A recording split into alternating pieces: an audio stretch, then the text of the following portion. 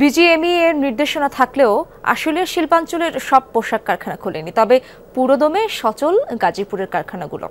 শিল্পাঞ্চল আশুলিয়ার অন্তত 20টি কারখানা আজও বন্ধ রয়েছে। এর মধ্যে অনির্দিষ্টকালের জন্য বন্ধ রাখা হয়েছে 18টি, বাকি 2টি কারখানায় আছে সাধারণ ছুটি। সকালে শ্রমিকরা কারখানায় গিয়ে বন্ধের নোটিশ দেখতে পান। শ্রমিক অসন্তোষের জেরে এসব প্রতিষ্ঠান এখনো খোলেনি, তবে যেসব কারখানা খুলেছে সেখানে পুরোদমে চলছে উৎপাদন। ফিরেছে কর্মচাঞ্চল্য। কারখানার বাইরে জোরদার আছে নিরাপত্তা ব্যবস্থাও, মোতায়েন করা হয়েছে অতিরিক্ত পুলিশ সদস্য। এছাড়া শিল্পাঞ্চলে যৌথ বাহিনীর টহলও অব্যাহত রয়েছে।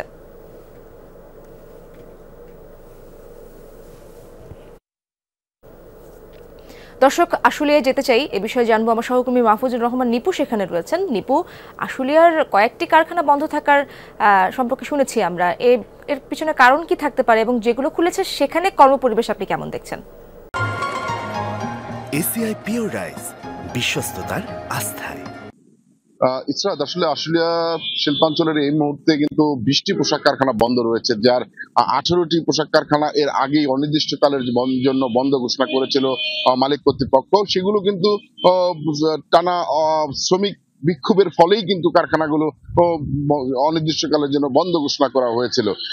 এছাড়াও 2টি কারখানা সাধারণ ছুটি ঘোষণা করেছে।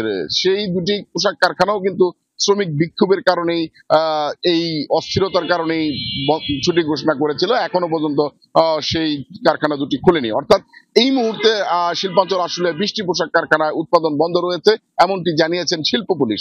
আজকে যে সকল কারখানাগুলো, এই বৃষ্টি ছাড়া যে সকল কারখানাগুলো খোলা রয়েছে, অধিকাংশ কারখানাগুলোতেই কিন্তু উৎপাদন স্বাভাবিক রয়েছে এবং শ্রমিকরা কাজে তারা যোগ দিয়েছেন এবং তাদের যে অন্যান্য স্বাভাবিক দিনের মতো কাজকর্ম সেটি কিন্তু সারছেন। তবে 2-1টি পোশাক কারখানা ছাড়া, অর্থাৎ 2-1টি পোশাক কারখানায় আমরা শুনেছি তারা সকালে কাজে যোগ দিয়ে তাদের যে দাবি দেওয়া সেটি নিয়ে কিন্তু কর্তৃপক্ষের সঙ্গে কথা বলছেন। তবে কোন ধরনের হামলা, মামলা, ভাঙচুর এমন কিন্তু ঘটনার সংবাদ এখনো পর্যন্ত আমরা পাইনি। শিল্প পুলিশ যেটা জানিয়েছেন যে সর্বোপরি আসলে বলা চলে আশুলিয়া শিল্পাঞ্চল গত কয়েকদিনের চেয়ে আজকে অনেকটাই স্বাভাবিক। কিছুটা আশঙ্কা রয়েছে সেখানে হামলা মামলার। ধন্যবাদ আপনাকে নিপু।